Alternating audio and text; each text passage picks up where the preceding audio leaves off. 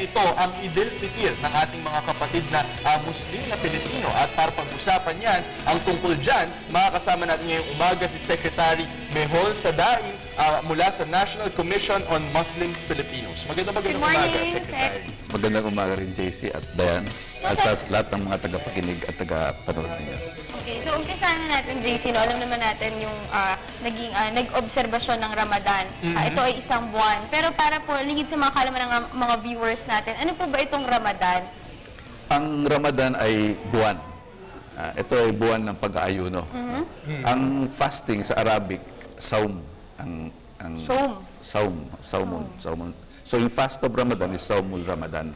So yung fasting ginagawa ng mga Muslim sa buwan ng Ramadan, no? Sa loob ng siguro mga 29 hanggang 30 days.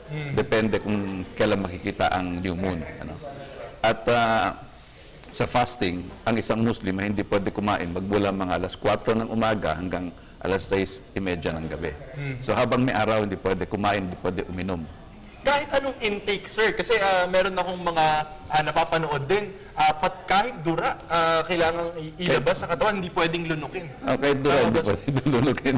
Okay, Hindi pwede lunukin yun. Basta walang intake whatsoever. At hindi lamang yan, sir, I believe, hindi lamang sa pagkain ka dapat mag-sacrifice, kundi pati sa mga physical activities, tama po ba? Well, ang sinasabi, not all physical activities, kasi pag nagtatrabaho ka, dapat ipagpatuloy mo ang trabaho mo. Ang hindi pwede, yung mga pleasurable activities. No? Okay. So, alam na siguro na ibig sabihin. Tapos, ang complete fast kasi, yung merong fast not just of the mouth, not just of the stomach, but also of the eyes, of the ears, of the nose, yung lahat ng senses of organ ng isang Muslim. So ito po ay isang buwan. So, Sek, kayo po, kamusta po yung naging observation o yung experience niyo po this year? Maayos naman. Lahat ng Muslim naman talagang pinipilit namin makumpleto yung buwan ng fasting. Ano? So kung 29 days yan, at least 29 days makapag-fast ang isang Muslim. And I believe, Sek, JC, merong mga exemptions. Sino po yung mga exempted gumawa po or mag-observe ng Ramadan? Okay. Ang exempted dyan, yung una-una yung babae na nagkaroon ng regla. So, hindi na siya dapat mag-fast for the month of Ramadan, pero papalitan niyo yon sa labas ng month of Ramadan pag wala na siyang regla. Kapag, sir, nag-menstruate during the month, tama During ba, the month, yes. Okay. During So, the month. for the rest of the month, hindi na kailangan Hindi. mag-fast. Habang nagme-menstruate siya. nagme-menstruate. Pagkatapos doon, tuloy ulit niya. Sa anong ways po nila maaring bayaran itong Ramadan, sir? Pagka yung capable of fasting, magfa-fast siya on some other days. No? Pagka yung isa pang exempted, yung may sakit, halimbawa, terminal na sakit, o kaya yung sakit na At hindi talaga makapag-Ramadan. halimbawa, ulcer, na mahirap na talaga mag-fast, hindi na talaga pwede magbayad yun, ano? Sa pamamagitan ng isa pang fast. Ang gagawin niya, magpapakain siya ng mahirap during the month of Ramadan. So, yun ang kapalit doon. Yung mga matatanda, mahirap na mag-fast. Tapos, meron pang isang exemption, yung traveler. No, pero bihira na yung ginagawa. Kasi ngayon hindi naman mahirap mag-travel. Saka meron palagi pagkain. Hindi katulad ng time ng propeta, yung sinaunang araw, pag nag-travel ka sa disyerto, wala kang makain. Diba? So, pwede ka mag-break. Actually, Secretary, matagal ko na rin itong iniisip kasi kahit sa batas natin sa Pilipinas para sa mga Muslim, yung ating Code of Muslim Personal Laws, meron ding significance yung menstrual period ng isang babae. Ano nga ba, sir, yung ibig sabihin ng menstrual period para sa Islam? Sa Islam kasi, ang menstruation kasi is a state of impurity. Kaya, kung baga, bawal yung mga aktibidades na pangrelihiyon sa isang babae na gampanan niya habang nagme-menstruate siya kasi parang impure siya nung panahon na yon. So, hindi siya dapat tumarap sa Diyos. Parang ganon. Pero papalitan niya yon pagka malinis na siya ulit. Sir, if you're gonna estimate, mga gaano karami na po ang mga Muslims po dito sa ating bansa? Siguro mga 8 million to 10, mga ganon. Kasi wala pa kasing latest na national census Yung ang gusto roon 8 million to 10 million. Sa tingin niyo po siguro. ba lahat pong ito nga mga Muslims na ito ay talagang nakikisa at nakakapag-observe po ng maayos at nakakompleto po nila ang Ramadan? Karamihan ng mga Muslim na kukumpleto nila yan. Ano, sir, ang mangyayari kung sakaling hindi mo nga magampanan, no? Or magawa yung fasting sa isang araw, sa isang buong buwan? Kasi pwede mo naman palitan, hindi kagad nagiging kasalanan yon, di ba? Okay. Ang mahirap pag hindi ka talaga nag-fast, Totally, parang hindi ka kasalanan yun. Kasi nagbayad. obligation yan eh. Ang fasting kasi is part of the 5 pillars of Islam. Ang una niyan, yung faith. Pangalawa, yung prayer, 5 times a day, no? Tapos yung pangatlo, yung fasting. Tapos pang-apat, yung zakah, yung almsgiving. Tapos pang-lima, yung hajj o pilgrimage. Okay. So talagang Obligation yan. malaking bahagi pala talaga no ng Islam ang buwan ng Ramadan. At saka napaka-importante rin na magampanan nila ng mabuti. Dahil since nga nasabi mo, ito yung mga pinakasiguro way of sacrifice nila, pagbibigay pugay na rin sa kanilang Panginoon. Makikita mo rin, no, grabe yung determinasyon, no? Talaga, para Actually, sa Catholics pananampalataya. naman po, may fasting and abstinence. Ano po kaibahan or may similarities po ba ito sa Ramadan? Actually, kung basahin mo ang Biblia, pati si Jesus Christ na kinukonsider na prophet ng Islam, Nabi Isa ang tawag namin kay Jesus Christ eh. Nag-fast din yan. In fact, hindi lang nga 30 days, 40 days pa yung fasting niya. Na total fast, ha? Ngayon, meron din tinatawag na hindi ka kakain ng meat, di ba? Meron mga ganon. Ang tawag dyan, abstinence lang yan. Okay, hindi ka iinom ka lang ng tubig, abstinence lang yan. Kasi meron ka lang kinakatbali sa diet mo, pero hindi total absence of food. So kapag fasting, completely, no, wala kang kinakain. Actually, Secretary, magtatapos na nga po itong sinasabi nga Ramadan. Ano-ano po yung mga activities or yung mga gagawin niyo po para sa pagtatapos? I believe may celebration din po na mangyayari. Ang pagtapos ng Ramadan, which will probably fall either on the 8th or on the 9th. Although ang ating holiday, pinadeclare natin sa 9, dineclare bale ng Presidente on the 9th. Para sigurado wala na talaga nagpa-fasting noong time na yon. So, ang una-unang ginagawa ng mga Muslim, nagpipray. Katulad yan, yung nasa, nasa picture na yan.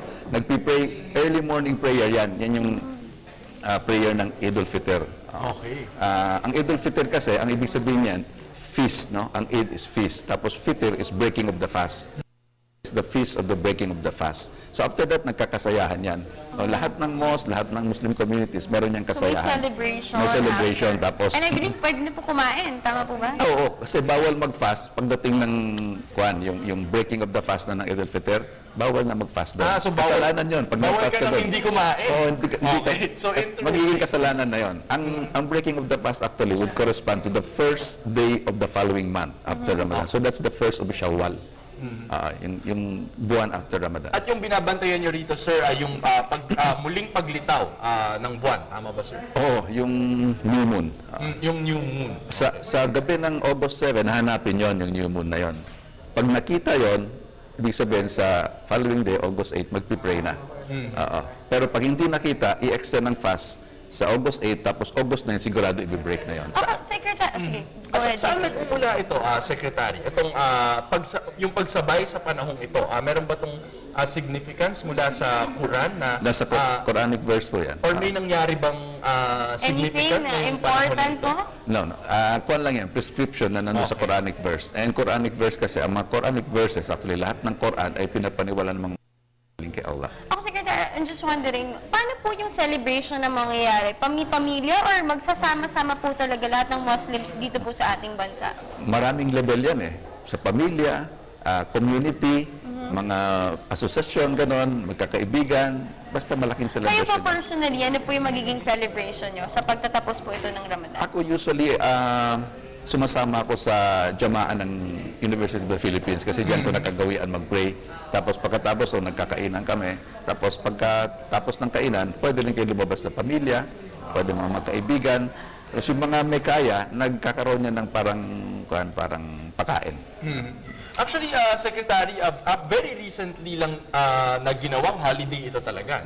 National holiday, walang pasok. Dati, Secretary, ay hindi ito holiday. Ano yung tingin ninyo na recently nga ay dineklara na bahagi ng national holidays ang Eid al-Fitr? Actually, nadeklara yan nung panahon pa yan ng pagpasa nung PD 1083. Noong 1977. Right. Kasi yung Eid al-Fitr tsaka yung Eid al-Adha, yung feast naman after the pilgrimage, isa yan itinuring na holidays ng mga Muslims, no? Pero hindi ko na alam, hindi yata masyadong nasunod noon, pero nagkaroon ng declaration afterwards na para i-declare talagang holiday yan. So now, meron ng presidential proclamation every year para i-declare yan na holiday. Okay. Okay, so yan, ang dami nating natutunan this morning tungkol sa Ramadan. And of course, mula po dito sa People's Television and Good Morning Boss JC, nakikiisa po kaming lahat, lalo na po sa pagtatapos at sa obserbasyon po ng Ramadan. Actually, Dayan, tinatanong ko kanina si Secretary, para ba itong Pasko ng mga Muslim? Ayon kay Secretary, mas katulad ito ng Easter. Tama ba, Secretary? Ang celebration siguro parang Pasko. Pero yung significance niya ay parang Easter. Kasi that comes after Pagkabuhay. sacrifice. Siguro sabihin ko na rin sa inyo at imbitahan ko na rin kayo. Ito kasing Friday, August 9, magkakaroon ng Eid al-Fitr Festival sa SM The Block. Siguro mga late afternoon mag-uumpisa. Okay, Kailan? so SM The anong Block? oras po Kailan ito, po ito? Secretary? Mga 5, usually mga 5 in the afternoon yan nag-uumpisa. So may program yun, tapos mayroong exhibit doon, may mga So pangalay. this is open to the public? Yeah, open to the public. Sa atrium ng SM The Block. Ayan, so dapat puntahan ng mga viewers natin dyan. Ikaw rin, JC, bisitahin natin. And of Okay. course, maraming salamat po, Secretary. Yan po si Secretary Mehol Sadain mula sa National Commission on Muslim Filipinos. Baka Secretary, meron tayong huling mensahe para sa ating mga tagapanood. Ang pag-aayuno actually ay mga 3 araw na lang siguro. So, in English, kinocongratulate ko yung mga kababayan kong Muslim sa pagtatapos ng pag-aayuno sa buwan ng Ramadan. At ito ay isang proseso na naglilinis sa isang Muslim sa physical at sa spiritual. At naway itong leksyon na nakukuha namin sa Ramadan ay isaloob namin kahit na hindi sa buwan ng Ramadan. Yun ang hiningi ko sa kanila. Okay, maraming salamat, Maraming Secretary salamat po. Mehol Sadain.